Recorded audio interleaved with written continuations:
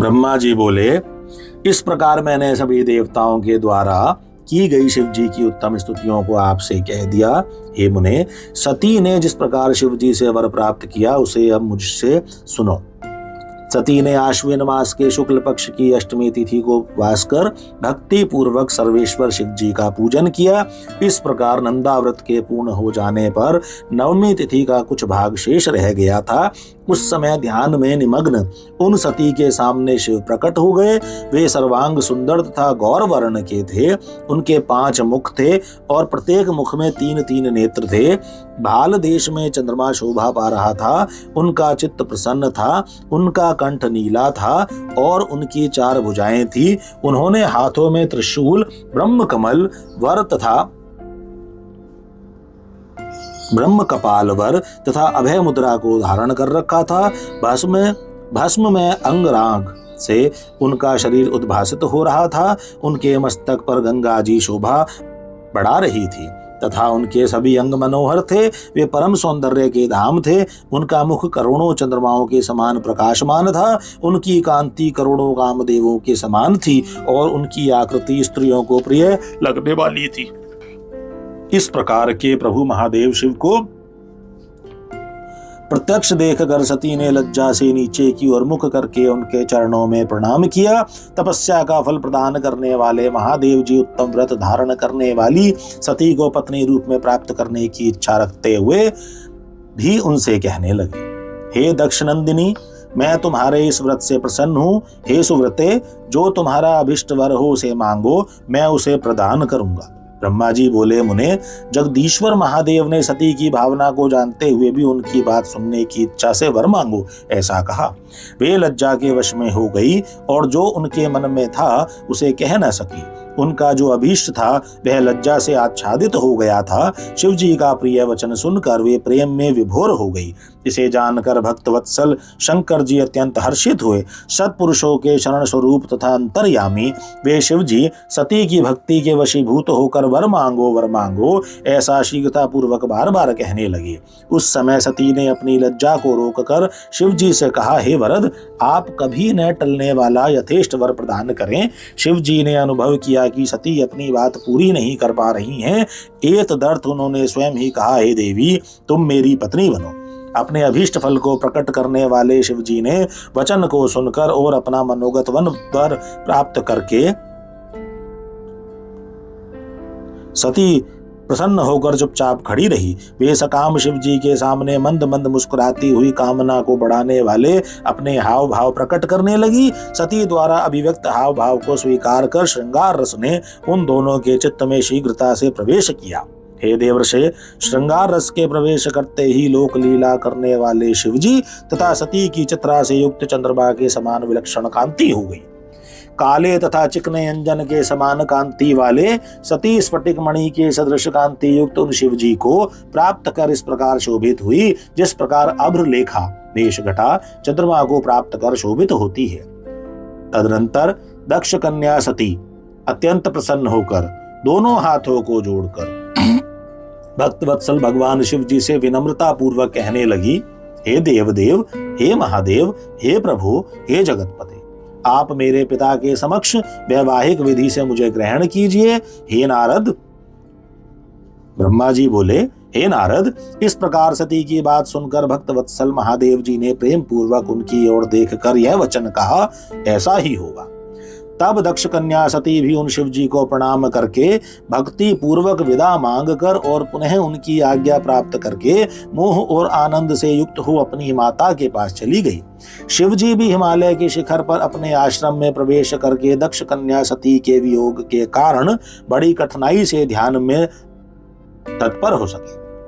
देवर्षि, मन को एकाग्र करके लौकिक गति का आश्रय लेकर वृषभध्वज शंकर ने मन ही मन मेरा स्मरण किया। तब त्रिशूलधारी महेश्वर के स्मरण करने पर उनकी सिद्धि से प्रेरित होकर मैं शीघ्र ही उनके समीप पहुंच गया और हे तात, हिमालय के शिखर पर जहां सती के वियोग जनित दुख का अनुभव करने वाले महादेव जी विद्यमान थे, वहीं मैं सरस्वती सहित उपस्थित हो गया। हे देवर्षे, तदनंतर सरस्वती सहित मुझ ब्रह्मा को देखकर सती के प्रेम में बंधे हुए शिव जी उत्सुकता पूर्वक कहने लगे, हे ब्रह्मन, मैं जब से विवाह के कार्य में स्वार्थ बुद्धि कर बैठा हूँ, तब से अब मुझे इस स्वार्थ में ही स्वत्व सा प्रतीत हो रहा है। दक्ष कन्या सती ने बड़े भक्ति भाव से मेरी आराधना की है और मैंने नंदाव्रत के प्रभाव से उसे अभीष्ट वर दे दिया है। हे ब्रह्मन, उस सती ने मुझसे यह वर मांगा कि आप मेरे पति हो जाइए। तब सर्वथा संतुष्ट होकर मैंने भी कह दिया कि तुम मेरी पत्नी हो जाओ। तदनंतर उस सती ने मुझसे कहा, हे जगतपते, मेरे पिता को सूचित करके वैवाहिक विधि का पालन करते हुए मुझे ग्रहण कीजिए। हे ब्रह्मन, उसकी भक्ति से संतुष्ट हुए मैंने उसे भी स्वीकार कर लिया। हे विधे, इस प्रकार का वर प्राप्त कर सती अपनी माता के पास चली गई और मैं यहाँ चला आया। इसलिए हे ब्रह्मन, आप मेरी आज्ञा से दक्ष के घर जाइए और वे दक्ष प्रजापति जिस प्रकार मुझे शीघ्र अपनी कन्या प्रदान करें, उस प्रकार उनसे कहिए। जिस प्रकार मेरा सती वियोग भंग हो, वैसा उपाय आप कीजिए। आप सभी प्रकार की विद्याओं में निपुण हैं, अतः इस बात के लिए दक्ष प्रजापति को समझाइए। ब्रह्मा जी बोले। यह कहकर वे शिव जी मुझ ब्रह्मा के समीप स्थित सरस्वती को देखकर शीघ्र ही सती के वियोग के वशीभूत हो गए। उनकी आज्ञा पाकर मैं कृतकृत्य और प्रसन्न हो गया तथा उन भक्तवत्सल जगतपति से यह कहने लगा, भगवान, हे शंभो, आपने जो कुछ कहा है उस पर भली भांति विचार करके हम लोगों ने पहले ही उसे सुनिश्चित कर दिया है। हे वृषभध्वज, इसमें देवताओं का और मेरा भी मुख्य स्वार्थ है। दक्ष प्रजापति स्वयं ही आपको अपनी पुत्री प्रदान करेंगे और मैं भी उनके समक्ष आपका वचन कह दूंगा।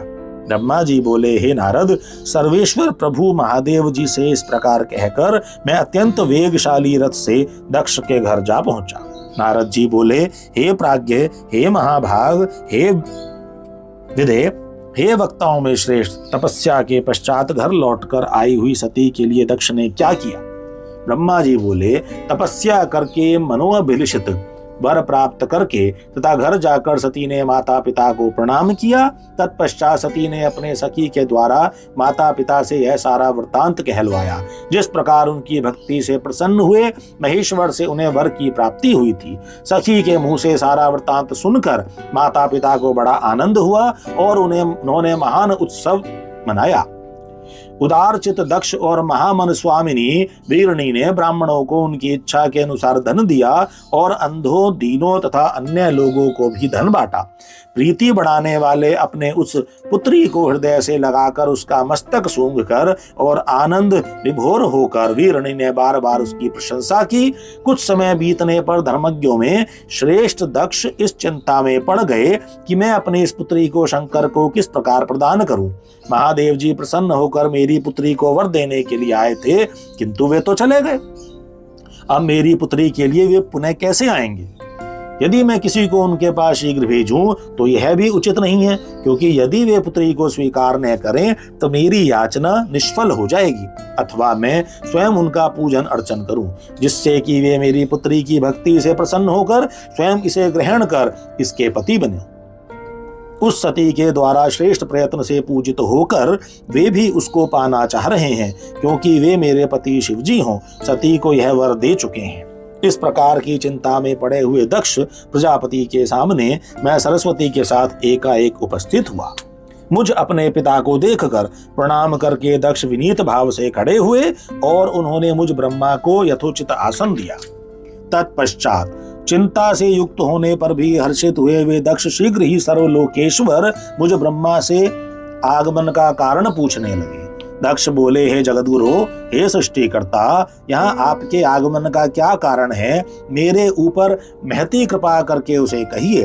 हे लोककारक, आप मुझ पुत्र के स्नेहवश अथवा किसी कार्यवश मेरे आश्रम में पधारे हैं। आपके दर्शन से मुझे प्रसन्नता हो रही है। ब्रह्मा जी बोले, हे मुनि सत्तम, अपने पुत्र दक्ष द्वारा इस प्रकार पूछे जाने पर मैं उन प्रजापति को प्रसन्न करता हुआ हंसकर कहने लगा, हे दक्ष, मैं जिस उद्देश्य से यहाँ आपके पास आया हूँ उसको सुनिए, जिसके करने से तुम्हारा तथा मेरा दोनों का अभिष्ट सिद्ध होगा।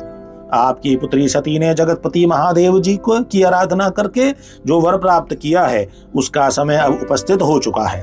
शंभु ने आपकी पुत्री को पत्नी रूप में प्राप्त करने के लिए ही मुझे आपके पास भेजा है। अब आपके लिए जो कल्याणकारी कार्य है उसे कर डालिए।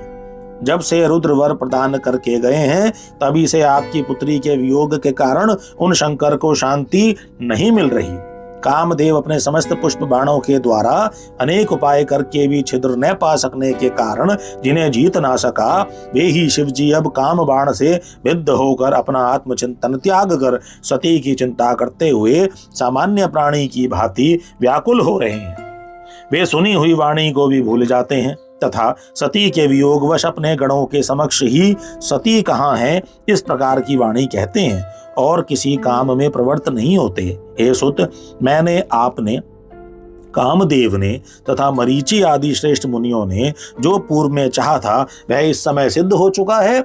आपकी पुत्री ने शंभु की आराधना की है, इससे वे भी उसकी चिंता करते हुए उसको प्राप्त करने की इच्छा से युक्त होकर हिमालय पर्वत पर स्थित हैं। जिस प्रकार सती ने अनेक प्रकार के भावों और सात्विकता पूर्वक व्रत के द्वारा शिव जी की आराधना की थी, उसी प्रकार इस समय वे भी सती की आराधना कर रहे हैं। इसलिए हे दक्ष, शिव के लिए ही रची गई अपनी पुत्री को आप अविलंब उन्हें प्रदान कर दीजिए। ऐसा करने से आप कृतकृत्य हो जाएंगे।